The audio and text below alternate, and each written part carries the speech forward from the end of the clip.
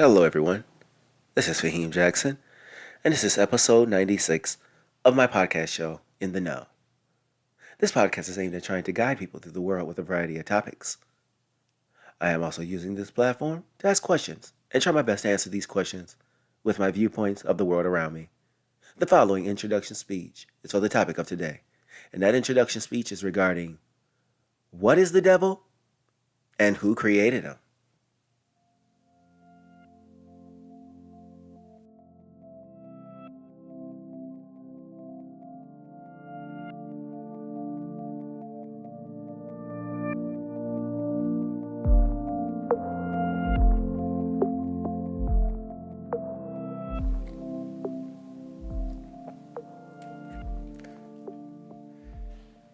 Ever since childhood, I would always hear people in church and family converse about the devil.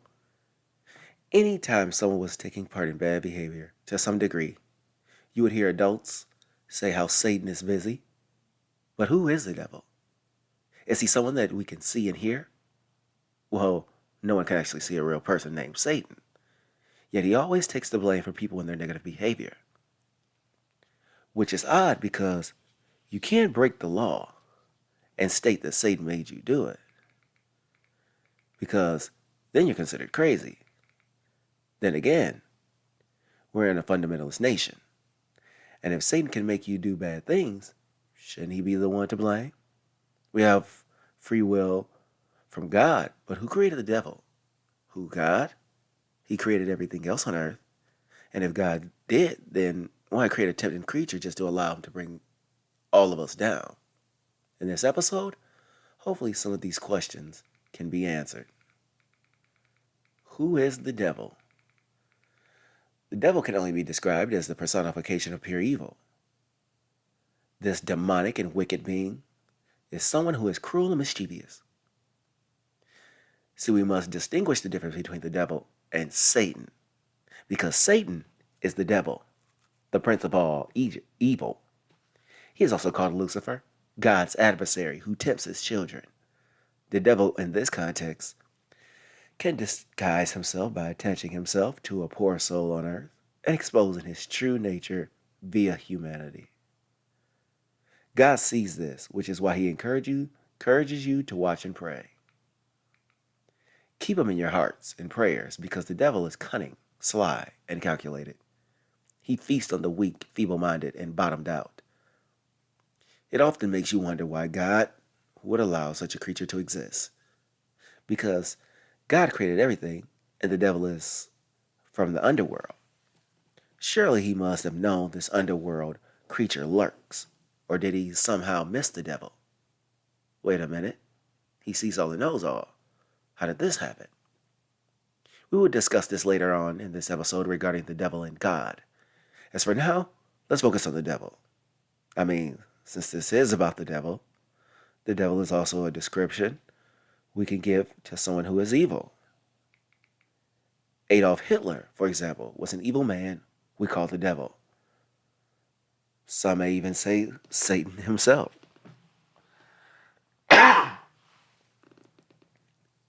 What was before the devil? For any of you that grew up in a Christian household or know anything about the Bible, then you're well aware of the Garden of Eden. And in this garden, they're placed by God, Adam, and Eve. They could feast from abundance of plant life and livestock. There was only one suggestion by God. That was to stay away from the tree of good and evil. It is from which a serpent tempted both Adam and Eve to eat from this tree. After consuming an apple, they became aware of their nakedness, to which they covered themselves. God asked them, why were they hiding and clothed with a fig leaf placed to keep themselves from being exposed? Here's where they were both banished from the garden, both receiving punishments by God that impacted future descendants. Adam having to labor for food, and Eve forced to bear pain during childbirth. And my reason behind telling that story was to understand life prior to the original sin of man, an abundance of food for man, peace and tranquility. Peace and tranquility disrupted by Adam and Eve, where the devil became the tempter of this earth moving. understanding evil.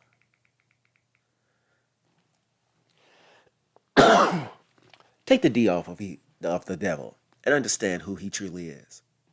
See, in order to understand the devil, you have to know something about people.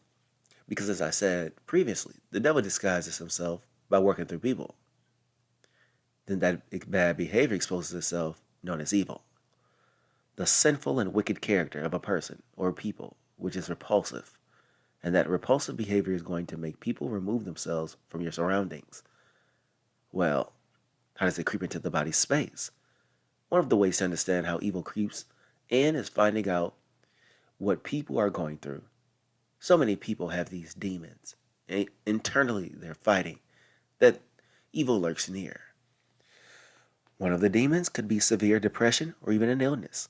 The person is down on their luck, and in creeps this demonic feeling, this sense of wickedness. But here is something.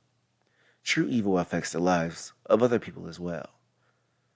So now your internal problems are being projected onto other people. And that is so creepy about evil and how it works. Most often, others have to be subject to your evil behavior. If you're influential with how you communicate, then your evil will resonate because chances are more people feel like yourself. And as an orator, you can cause a lot of pain upon the masses. This describes fascist dictators to a T. Are we naturally evil? And what does that mean? Here's what that means by are we naturally evil? Have you ever been a baby? Have you ever seen a baby ball up their fist in frustration? And we see it as a cute little thing that they do because they're tight little fists. But at closer observation, we see a natural aggression coming from the baby. This is a response built inside of us over a vast period of time through human evolution. We are given this as a means of protection for our survival, a defense mechanism that has aided us fighting wars and early on in human history, the mammals of the animal kingdom. That harnessed aggression can easily be turned into evil behavior. Now, with that in mind, we can somewhat say that people have this natural inclination to be evil. But wait a minute. This is still a religious topic. That means God created man with a natural evil inside of us. This causes conflicts with people who are devout in their belief systems. Then how do you explain humanity and our natural aggression? This is when people get stumped because you know we have a natural aggression. But two things. Number one, natural aggression is not evil. And the other is that we have free will, which allows us to put aggression in check. It can turn into evil with no one present to put the aggression in check. And that's what we ultimately need. Checks and balances. Why do we need the devil? This area of interest, because we don't exactly need, this area of interest to me is because we don't exactly need the devil. The devil exists as a result of the wicked character of someone or people, meaning this behavior brings out the devil in someone. Now, the devil is brought about as inspired by the head devil himself, Satan. But this still does not tell us why we need or don't need the devil. I'm a firm believer in needing both the good and the bad, because too much bad, we can enjoy life, but too much good, and you lose sight of the realness of life, which is not always good. So I would say there's a need to have a little bit of bad. Yet notice I said bad and not the devil. No one would say we need the devil. An accidental creation. Now, since God created the heavens and the earth, plants and animals as well as man, then what about the devil?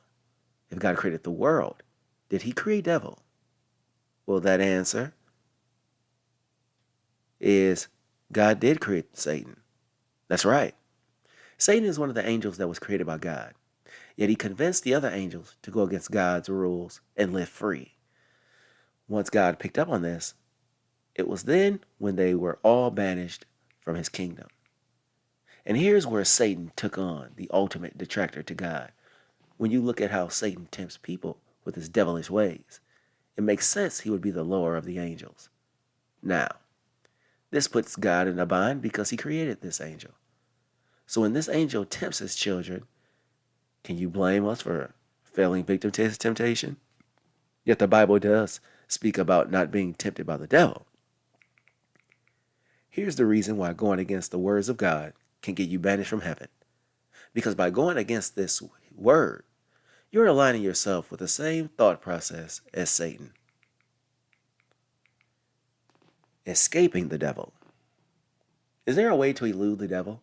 And the answer is yes. You're able to put yourself in a position to remove yourself from the grips of the devil.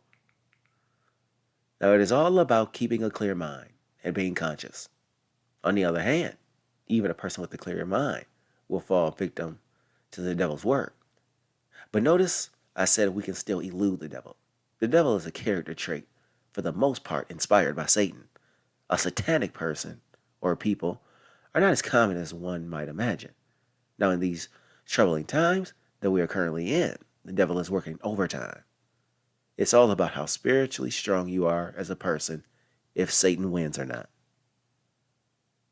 Is there any symbolic meanings to all of this? As we observe religion, and a lot of beliefs are words of inspiration. So when you hear about the devil, this wicked persona inspired by Satan, then what is the meaning? Because an actual devil working through people doesn't sound rational to masses. But using the words of biblical texts in regards to the devil can help people lead a more righteous life. Meaning, the devil once again is a personification of evil and wickedness. This can be viewed as a person in a sunken place who engages in negative behavior as a coping mechanism. And since Satan was banished by God for convincing other angels to go against God's practices, your sunken place could be a result of following this free, frivolous life of Satan. More devotion to something greater might just be the one thing that brings you back to life. Another symbol is Satan convincing other angels to go against God and live a free life. Why is freedom so forbidden? It takes you off your path moving forward, or your purpose, so to speak. Because for whatever reason, people dwindle themselves down to the lowest common denominator when given all free choice. We need structure and rules in order to make ourselves better. You would think that this freedom sometimes makes us better, but operating with the rules attached to free will is different than free for all. What about pop culture? As for the culture of our society, we have used the devil in multiple areas of even our entertainment. There was, for example, a movie with Brendan Fraser and Elizabeth Hurley, where she plays the devil and grants wishes to Brendan Fraser from a pact that he made with her early on. But each wish he is granted is met with a problem. Whether it's he's a wealthy landowner, but it's because he's a drug kingpin. He asks Hurley to be a star athlete, but it turns out he has impotent issues as a man.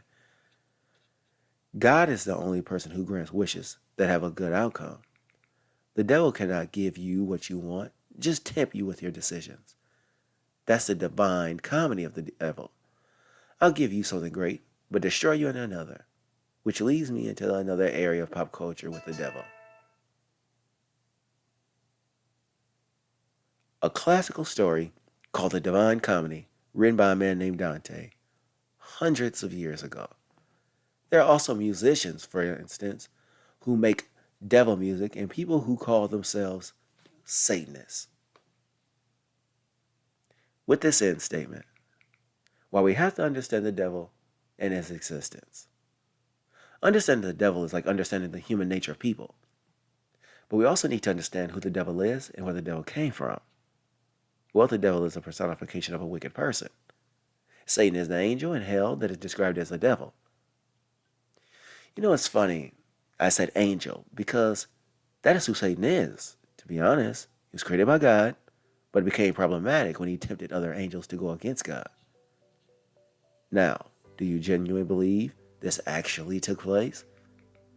Most people don't see these stories as nothing more than to further understand what I stated earlier in the beginning of this end statement, which is understanding human nature. So, thank you for listening to In the Know, and I'll be bringing you another topic regarding religion. This time, the topic will be asking a different question about a creation, and that is, who created God?